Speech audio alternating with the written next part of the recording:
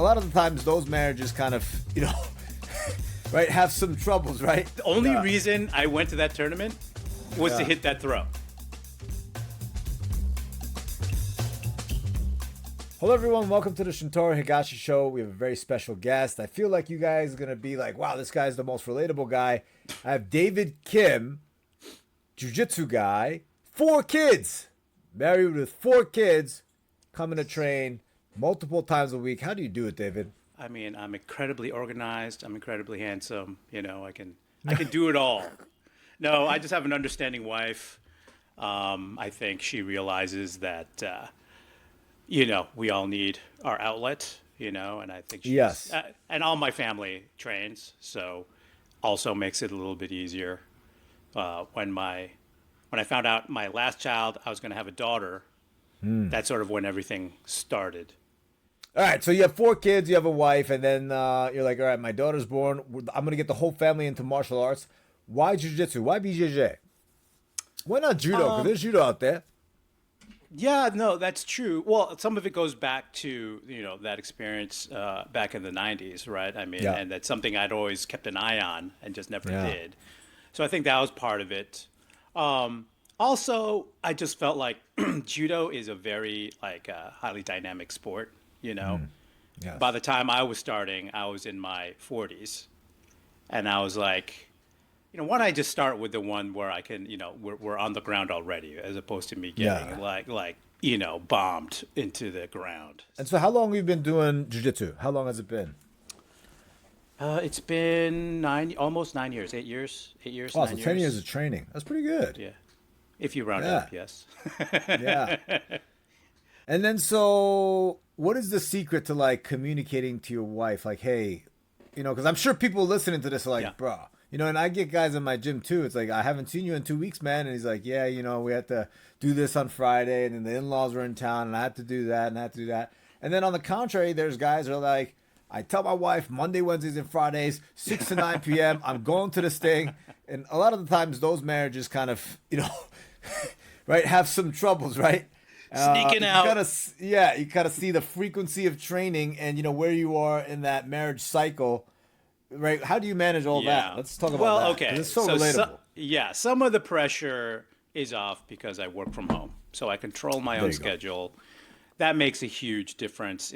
That's probably 90% of it. Right. But she's a blue belt. So she trains. So so she understands, I mean, she's also a former athlete. She played tennis in college. So she, she understands. She's sympathetic. And I think, I think she was very happy when she was the one, actually, you always wanted to do this before our daughter was born. You always wanted to do this. She was actually, found a local gym. Yeah. But at that time I was working, 12 hours a day. I'm like, I'm too freaking tired to do this. Yeah. But when my, professional situation changed, that's when I was able to, go after it full force. Interesting. Was there a trade-off? Like, all right, you get to do this, but I get an Equinox membership and a personal trainer, and I get drunk with the girls twice a week. Is there there's got to be, right? I mean, because we have to coordinate, right? I mean, we definitely have to coordinate. Yeah, 4 kids. I mean, we joke about it. I think we joke about it, but again, because I'm training basically when no one cares where I am. Whether it's a kid or one of my kids or, my wife, again, we avoid a lot of that conflict. But sometimes if there's special events, like, I don't know, 2-time, Olympic champion swings by for a seminar or something like that. Yeah. That's right. You were there for that. Yeah, there is some, coordination that needs to happen. Okay. So when people hear Midjitsu, and he has 4 kids and he's doing grappling, they probably think like, all right, he picks up all the kids from school, you do their homework, all right, 5 p.m., we're all going to take this class at the jiu-jitsu school. It's not like that. No, not at all. I mean, so my 2 oldest... So you don't actually train with the kids? No. Let's talk about that, because, it's like when people hear certain things, they're like, it is this way, that way. My 2 oldest, they're wrestling now. The 2 younger ones are still doing jiu-jitsu. So I just wanted them in the mix, but I think they need a break from me too, because I'm, kind of your stereotypical. You're an Asian dad. Yes, 100%. Who went to Harvard. Yes, I did. See, we upgraded from Peter Princeton. Okay, it's a good school. Now we got a Harvard guy running this thing, I don't know. Yeah. Princeton's pretty good, but it's okay. But yeah, so they need a break. I need a break, and this is just meant to be just the family. This is what the family does as like a hobby. Gotcha. And then, do you guys talk about jiu-jitsu? Like, you have mats back there, right? Yes, unfortunately, my grand plan to turn this room into a pure training facility sort of got taken over by, as you can see, a couch and a desk and a TV. Because I think by the time, like my sons who are wrestling, they sort of appreciated the fact that we had this mat downstairs. Right around that, right before they came to that realization, my wife said, there's a lot of space down there. We should probably use it for something. Yeah. And so she got to it first. Interesting. But do you guys train together ever? Like, do you guys do like, all right, guys, we're going to go to this open mat? Like, like there's open mat on Saturdays and stuff. Yeah. I saw you at with none of your family members. No. Sometimes you got to save things for yourself, Jiu-jitsu's Shintaro. for you. Jiu-jitsu is for you, right? Yes. When I train, it's for me. Yeah. Obviously, generally, it's for everyone. When my wife was training, she has some back problems, so we would train together. And my sons, since they're older and wrestling, we don't train as much together, right? And my two younger ones are so young, it sort of doesn't make sense for me to be training with them anyway. So we're sort of in this gray area now. But I'm hoping that, when we come back, let's say they go to college, we all come back. That's when it's like, hey, let's go hit the open mat, guys. Let's go terrorize some people. How did you get a B+ in math? Yeah, that's right. I don't want to make it physical because he's getting pretty strong. A few more years, and I'm not going to be able to handle him. So yeah. All right. So what was it like starting jiu-jitsu in your 40s? You're a purple belt now, 10 years. Yeah. Tried out judo, hated it. Oh no, I didn't hate it. Advice about? I didn't hate it. I am Korean, so I was always I was a fan. But it was sort of what I expected. I think if you just take the time to sort of visualize what's going to happen, even if you don't know that much, I think there's a difference between people who have done at least something athletic, rather than somebody who's just coming, who was sort of sedentary their whole life and hitting the mat. You're pretty athletic. You did some sports. Yeah, I mean, I swam. I was in the boxing club, like in college, so nothing good. I wasn't good at anything, but I did it. But it definitely, even now, between the time I started and now, I can feel like there's a big difference, because I started when I was like 42, 43, and obviously I'm in my 50s now. So even in that time, I've seen a difference in sort of how it feels and recovery time and stuff like that. But really, it was the first 6 months that was the worst, to be honest with you. Because I was like log rolling out of bed. Everything hurt. My hands hurt. My joint, every joint hurt. But you were already in good shape, though, because you said no. You ever, I was in terrible shape. I was in terrible shape when I started. But it was so fun that I just sort of didn't mind it, I guess. All right, so 10 years go by, and you're always exploring new ideas, and you're not just that's what is most impressive about you, from my perspective, is you're not just going in and just kind of taking the classes, that's it. You're thinking about it all the time. You're a very educated Harvard man, entrepreneurial, owns your own business, tech guy. So you're kind of thinking of ways to improve the system, new workflows, all this stuff. So after 10 years, if you could go back and give yourself advice for how to accelerate your jiu-jitsu training as a fat 43-year-old non-athlete, what will be the advice for your old self? Which I'm sure everyone who's listening to this can kind of get something out of that, So what would be your advice? Yeah, I mean, I think the advice would be similar to kind of any technical thing you're doing, whether it's like learning how to play an instrument or learning how to dance or whatever. But, having being a little bit more goal oriented, like having something. This is nothing that you wouldn't have heard before, but also like think smaller. So I think at the beginning, think smaller. So like the scope of what you're trying to do, because I think a lot of times, particularly for me when I was first starting, it's like I got to pass the guard. I got to, maintain this guard position, right? It's like a big job, to like just pass the guard. Whereas maybe the job, maybe the thought should be, hey, I'm just trying to get to headquarters, or I'm trying to get my knee behind his hamstring, like smaller goals. Otherwise, you rush, you sort of get tangled up. You don't really know what you're doing anyway. Yeah. And so, and if you have a good coach who can help you with that, it makes it a lot easier. Because I remember when I was starting, it was just a lot of rolling, to be honest with you. For sure, we did some technique, but, it was just like, it wasn't that long ago, but it was very different even then because you just rolled. But you get a nice feel for things too when you're just kind of rolling. But when you're kind of confused and just going in there and winging it and taking a beating, you feel like you're not progressing. But a lot of the times you are. You're just kind of getting a feel for what feels good, what doesn't feel good. And you have a little bit of experience now with this constraint-led approach or the ecological approach, because you go to a guy, Jeff Morris, who I interviewed recently. Yeah. What's your take on that?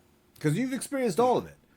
Old school, jiu-jitsu teacher, somewhat of like the traditional, but like the most standard kind of a thing, at whatever jiu-jitsu school. And now you have this new wave, sort of new age, thing. So what is your take on that? Yeah, I mean, one, I don't think it should be like a controversial topic at all. It's not. Because, people train in all sorts of different ways. This one just happens to have a very strong branding associated with it. I like it, because I think, and I actually think it's better for beginners. I know a lot of people say, how do you teach a beginner? They don't know anything. But I think there's a lot of leverage in the approach for beginners, because you're sort of reducing the information they have to deal with while providing them all the sort of the context and developing the intuition they need to navigate a human body. It's sort of like in programming, right? You have like a procedural way of programming and declarative. Procedural is like what like, hey, you do this, you do this, you do this, you do this, you do this. Whereas, the declarative way is like, okay, these are basically the goals. You sort of figure out how to do it, right? And that's basically all it is. It's a difference of perspective, I think. So I actually really enjoy it, and I do think just from like an old person who like needs to get a workout, like I do think it's more efficient because you're working the entire class. Yes, and then what he said was amazing was they cover every single position. Right. Almost. Right. All of grappling. A little bit of stand-up, a little bit of guard passing, a little bit of open guard from bottom, guard retention, keeping the... Right? All these things that I'm like, wow, that's kind of interesting. Because when you have just rolling, and then you just end up in bottom side control the whole time, you're really not getting much out of it. You're just being held down there and just taking a beating and just tapping in the arms. And yes, people might say like, oh, you have to work on defense first. But, it's a whole thing, And then from a perspective of like an older guy who just wants to get a workout in, it scratches that itch too, right? Yes, 100%. And it is. I do think it's a way to be live and still safe, because very true. Your box is small, so you're never gonna, like, if you're working that side control escape or whatever it is. No one is gonna be like. Jumping a leg lock, or you know what I mean? Like, a lot of those situations are not going to happen because you're constrained. Constraints. CLA. Yes. Yeah. Okay, so you have a Instagram channel that you're kind of trying to promote with the jiu-jitsu stuff. It's called Midjitsu. Yeah. Yeah. So Midjitsu. It's a name I came up with mostly as a joke because I'm middle-aged. I'm a middle belt. Purple belt. Yeah. And my jiu-jitsu is sort of mid, right? It's like very average, jiu-jitsu. I would say it's better than average. Oh, yeah. You're a good guy, man. You're a good guy. I appreciate it. But but also, I'm in a couple of, groups, on the internet, and with some older grapplers, and there are, as it's grown in popularity, you have more people sort of trying it out, and a lot of the problems they have are very common, and so I'm just Very trying to, common. yeah, very common problems, Yep. stuff that I dealt with as well when I started. So I just sort of threw it out there as Yep. just sort of a reference for those types of people because, Yep. a lot of them are getting smashed by like 20-year-olds, 30-year-olds, Yeah. right? Yep. Like, Yep. like they're 20 years older than a lot of the people that they're rolling with. And so, but they still remember, being Yeah. an athlete or what have you. And in their they're really like sometimes struggle with like doing the calculus on like, well, I'm a white belt, purple, like blue belt, purple, like whatever belt, right? Even brown belts, right? And like, oh man, I don't know if should keep doing this. I'm Yeah, just getting my no, ass there's kicked. always that battle, yes. And then, you want to keep training. If you guys are listening and you're in that demographic and you want mentorship, video chats, one-to-one teaching, you could sign up for my Patreon. We have a whole membership tiered structured thing. You could have live calls with me. You could chat with me. You could do, really anything. Very flexible, right? So please check out my Patreon page. You like how I slipped that in there? That was beautiful. I can see the experience shining through. Yeah. It's very nice. So you're kind of sort of coming on to this now also as Peter has left, right? Yeah. And what is your relation to Peter? You guys relatives or you guys Yeah. have very... Yeah. No, I wish. Yeah. He's such a good guy. What clan are you from? That's a thing, right?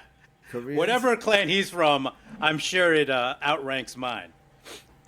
No, I mean, really, I met Peter through you, so I just like the Yeah. guy. I think he's a sweetheart, Good and I have a lot of respect for him. And he's super smart guy. I mean, you can't do what he's doing without being a dedicated person. Yeah, PhD in machine Yeah. learning. Yeah, You're trying to pivot into that space as well with your businesses, right?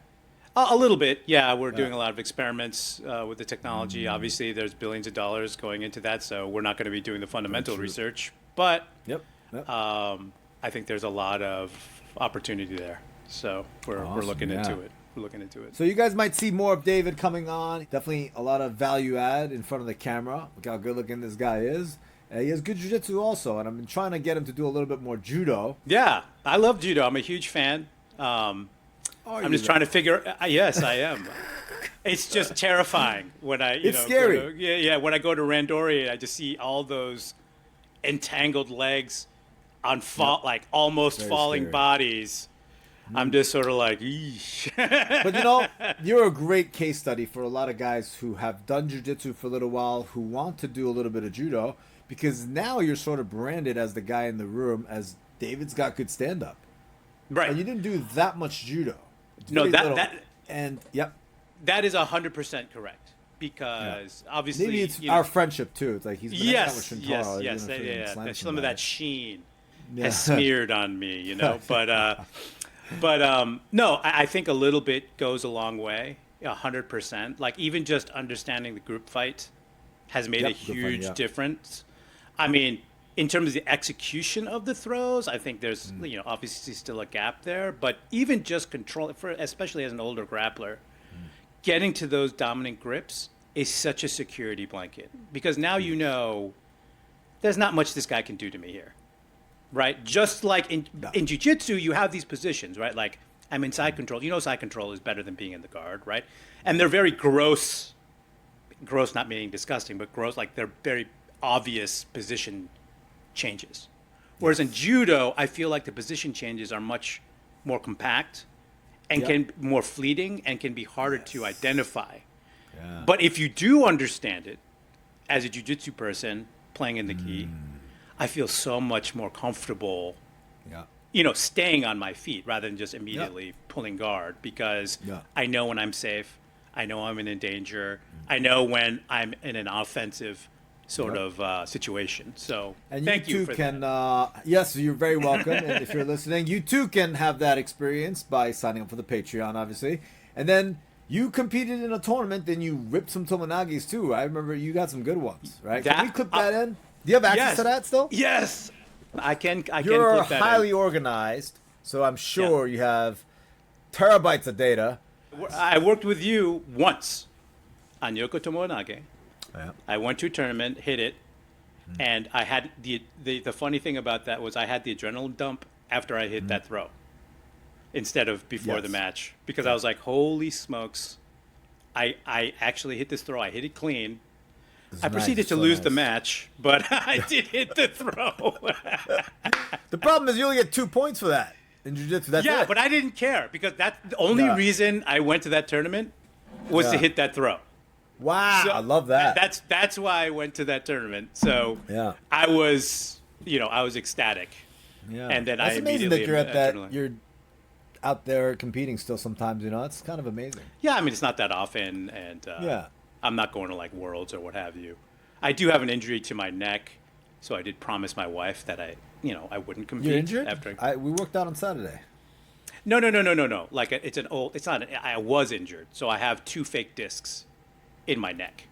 Oh, that's I don't know. deal. Did I never tell you this? I think maybe guess you not. have. Now I feel bad because I had you in a guillotine and I was kind of cranking on your neck. No, I would tap. But I mean, you slipped out. Your defense is really good. But you know what? You got to remind people of that stuff because because it could have been the difference between like, oh, you know what? Let me give it a little bit extra to finish it. extra. Yeah, that's true. And that could have been the difference of you being sidelined for a couple weeks or months or whatever it is. Well, the neck is fine now. I mean, the neck is fine. Yeah. I had surgery. I got 2 fake discs, and you would literally have to break my neck to get them out. So I'm not actually that worried about it.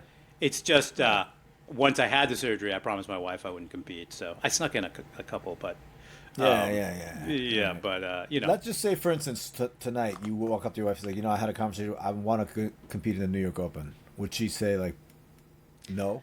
I think we'd have a discussion. I think we'd have a discussion about it because it's not really about no or yes.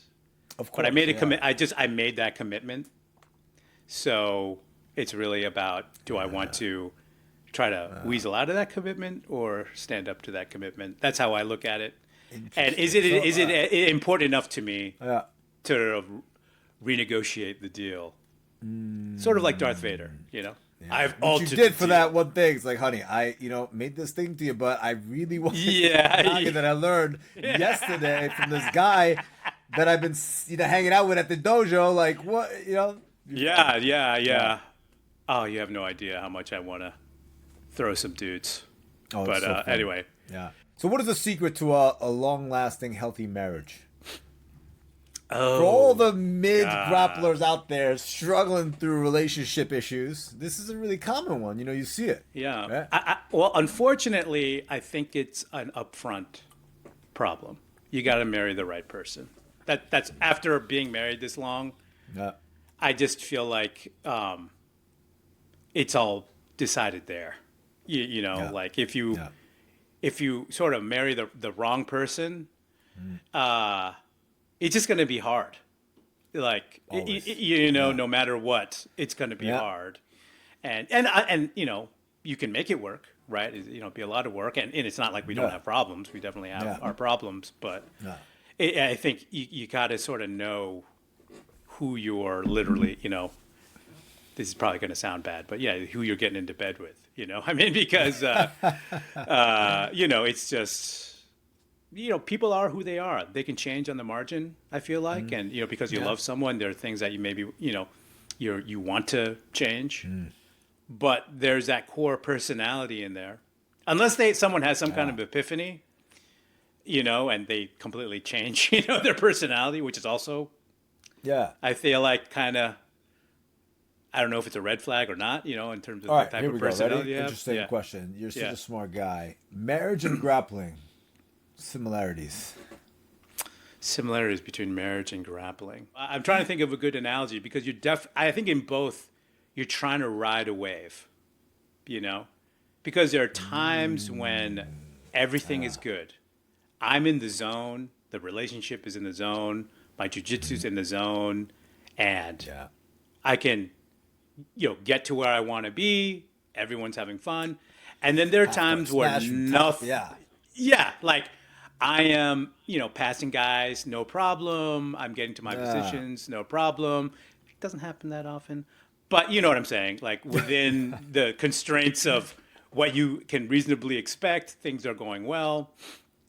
But then there are days or weeks or months where nothing is working, right? Nothing is working. It's like you're falling down the stairs chin first all the time, and you just can't seem to get out of a rut. Why do you chew your food like that? Yeah. It's just, there's all sorts of things like that, and things that get under your skin. And so I just feel like, generally speaking, you got to try. It's sort of the same persistence, right? You got to stay in there. You got to accept that, it's maybe bad now, but it's going to get better. And sort of have that faith, right? Because like in jiu-jitsu, you have that sort of faith, especially if you have experience. Like, look, it sucks now. Nothing's working. But it's not going to be forever. And I think in the marriage, you got to have the same attitude. Because if you don't, that's when things start going wrong, I think. True. Not that I'm an expert, but as my wife would happily tell you, I'm not an expert husband. So this is a great chance for me to say thank you to our sponsors, Hakuin.ai, Drew, Jason, Levon. Thank you very much for your continued support. You can support me also by going to Patreon and signing up for some of my membership tiers, which involve video chatting, one-to-one mentorship, etc. So thank you very much for that. If you guys are interested in supporting the channel as well, you could also send a message to Midjitsu, and then we're going to be seeing more of you, hopefully. Yeah. Thank you for being here, David. Thank you very much. Thank you.